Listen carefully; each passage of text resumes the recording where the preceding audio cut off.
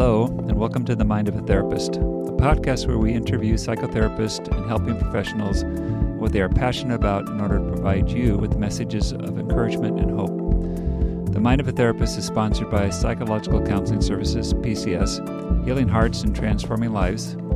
Please look into our intensive program at pcsintensive.com. I am Dr. Marcus Earle, the Clinical Director of PCS. Each episode will be hosted by me or another PCS therapist. Please enjoy the following discussion.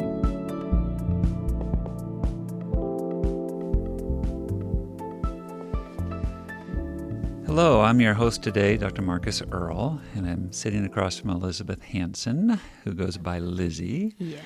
And how about if you introduce yourself to everybody?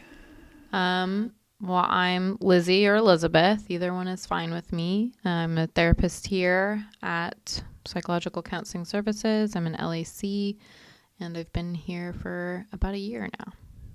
Oh my, it's been a year already. It's been a year already. Going quick. Yes, it did. So tell me, what drew you into this field? I think I was trying to think about this a little, and I think what I kind of landed on was that it's the art and the science of therapy. I have always been very curious, wanting to know, asking questions, and I think that served me very well. But then there's this other piece that happens in therapy, which is the individualization, the just kind of being. And so I really like the mix of it. I think it can allow you to be creative, fun, and also just constantly learning, always learning. So I think that's what drew me to therapy. Yeah, I definitely see you as a curious person. That's a great quality of yours. And I like that idea of art and science. That's a nice thing about our field is we get to blend the two. Yeah. It's pretty cool. I enjoy it a lot. So tell me what you're enjoying most about doing the work. I think the learning about other people is part of it. I think being able to really enter into someone else's world and understand their point of view based on their experiences is really cool, right? It kind of lends itself to more empathy, getting curious about another. Yeah. I think I've just enjoyed that, and I think it's just a gift to be able to sit with people in those really, really dark, hard times, but also be able to just have laughter and joy in the room. And I think it's seeing someone. I think that's just the joy of it. They feel seen and heard, and it's really cool what happens in the therapy room. I think just sitting with both has been a gift and really cool. Yeah, I find that really interesting about our work is that you can be working through some really serious trauma. Somebody can be fully engaged emotionally with that in tears, and then you can find something humorous in a moment. I think that's the wonderful thing about a human experience is we have this capacity to be in a dark place and also, get to a light place quickly. It's pretty incredible, I think, yeah. And the clients, they just inspire. Yes. So they're pretty incredible. That is true, isn't it? Every week. Yeah. How would you describe your work? Well, not a blank slate.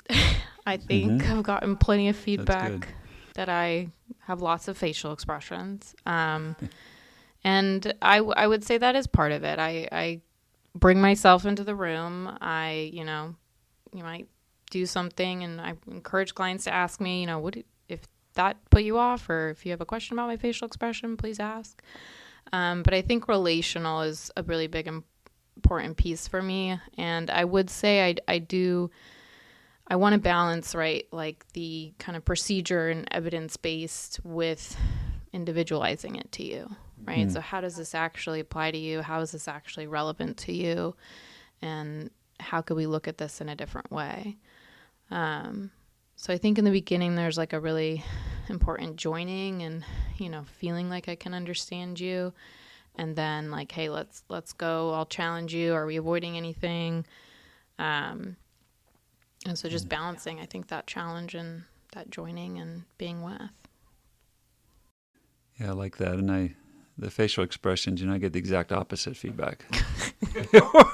So with two people where I don't vary mine a lot, and yours, people are saying, what's going on with you right now?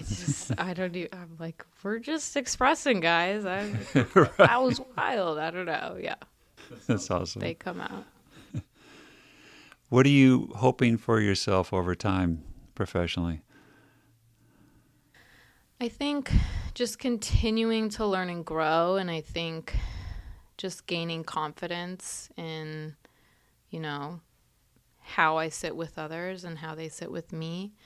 I think that's taken place, and there's always room for improvement. I think I've really enjoyed learning EMDR. I think that's a really great balance of,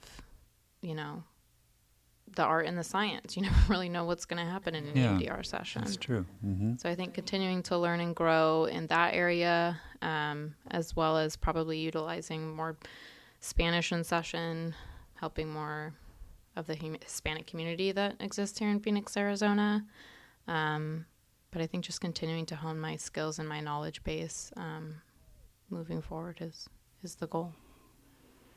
I would imagine doing therapy in a different language would be kind of fun. I feel like it truly uses a different part of the brain, and I also think there's so much value to it because, right, if memories were formed in a certain language, yes, then maybe the trauma is based in that language, or maybe the way that you move through it is different words are going to fit. So I think just continuing to learn how to do it in that language is just important and can be helpful. So it allows you with the client to go back and forth depending on what space they're in. Yeah, and I've found that it is typically, oscillating between the two. Mm-hmm. I think, right, a lot of them might be immigrants, and so they're, just Spanish at home and English in other contexts. So which one fits best? What makes the most sense in your head as you put a word to this emotion or as you put a word to this experience? I think the language is important. I was just thinking that we may need to get you and Augustine together to do a podcast on... In Spanish? In Spanish, exactly. That would be fun. I think that'd be really cool to do. Yeah. Yep. If I can talk you both into doing that. We'll try it out. I'm open to it. So tell us what your experience has been like being here at PCS. It's been incredible. It's hard to put into words and sum up.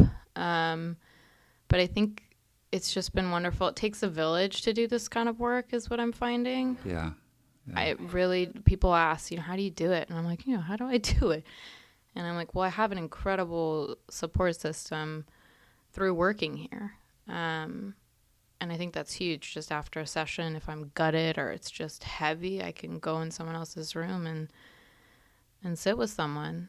And also in how I help clients, I can consult and I can, hey, is this direction the best? Are we thinking about this? Maybe there's a different way to look at this.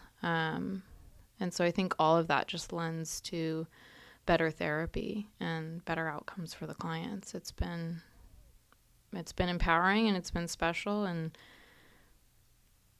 it takes a lot. It does take a lot. Yeah. The consultation is huge. It's nice that we have that ability to do that, the trust with one another to do it as well. Yeah. When you talked about gutted, it's just there are certain meetings where it really does take a lot out of us. Yeah. And I think we're fortunate to be able to jump to another person's office and just allow ourselves to kind of debrief from the session and help ourselves to get calmed down and get back online again. So yeah, I think that's been huge. I think it's a roller coaster, and that support is just I'm like, whoa, that's how. Yeah. I think the other meaningful thing about, our work is that it is so highly engaging that sometimes it's exhausting. And what I have found over time is the ability to let the exhaustion turn into energy by processing through. Yeah. Yeah. Yeah, I think I have experienced that being at PCS. It's, like, wow, I don't know what to do with this. I'm, kind of feeling on the couch, just can't move. And Right. you'll talk, you talk to someone else, and it's just, it's empowering. There's hope. There's a different way. You can take a moment. You're allowed to. And just that, being with others and that compassion, I think, has been really helpful for me to go back in the room and do it again and show up for clients and be with clients. Yeah.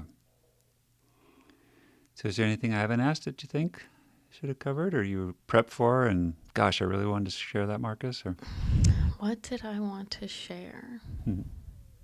That put you on the spot. I don't think so. I think it's just about that balance of being with and kind of the science of it. I think, I guess I had a really, strong period of wanting to figure everything out and let me just think my way out of these emotions. And that works to a point. Right. And so I think for me, even just personally and within the therapy space, it's been about balancing just being, taking advantage of that present moment, and having that knowledge base and being curious and marrying the two. So yeah, that's it. That's what I continue to do. Nice. I think marrying those two is an important thing to do. So yeah, thanks for taking the time. Yeah. Right now. Thank you for having me. I was very, very excited to try it out, do a podcast, see how it goes. Way to go.